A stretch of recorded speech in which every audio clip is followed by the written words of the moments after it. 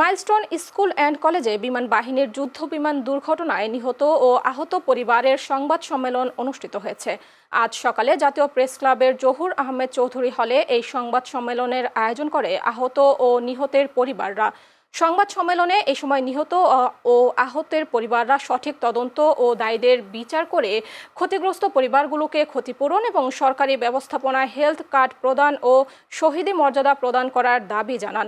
পাশাপাশি নিহতদের স্মরণে উত্তরা একটি মসজিদ নির্মাণ সহ ৮ দফা দাবি শীঘ্রই কার্যকরের দাবি জানানো হয়।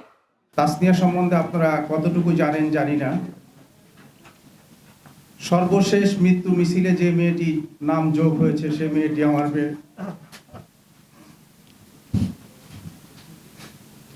33টা দিন হসপিটালে ছিল, অসহনীয় যন্ত্রণা ভোগ করছে, যেটার সাক্ষী আমি।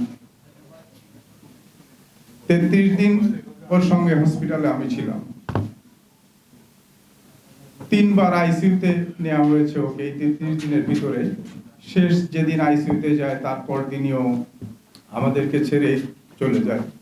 এই দেশে যেখানে সর্বদিকে গুণান্বিত হয়েও মেয়েরা বোঝা হয়ে যায়, সেখানে আমাদের এই বাচ্চাগুলোকে সমাজ কোন চোখে দেখবে তা আর বলার অপেক্ষা রাখে না।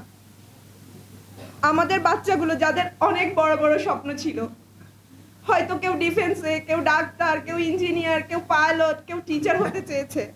কিছু আহত আমাদের যেই ছেলেমেয়েরা আছে তাদের একটু খোঁজ খবর নেন, তাদের হসপিটালে যান, তাদের অসহ্য যে যন্ত্রণা আছে এগুলো আপনারা একটু দেখেন, এগুলো আপনারা কর্তৃপক্ষের কাছে একটু জানান।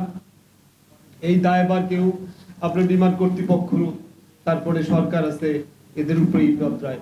তো এরা কি করতেছে আসলে আমাদের পাশে এই 2টা মাসে কি খবর নিছে? আমরা শুধু ওই দিন সিএমএস থেকে শুধু লাশের একটা কপি পাইছি, এছাড়া আর কিছুই পাইনি আমরা।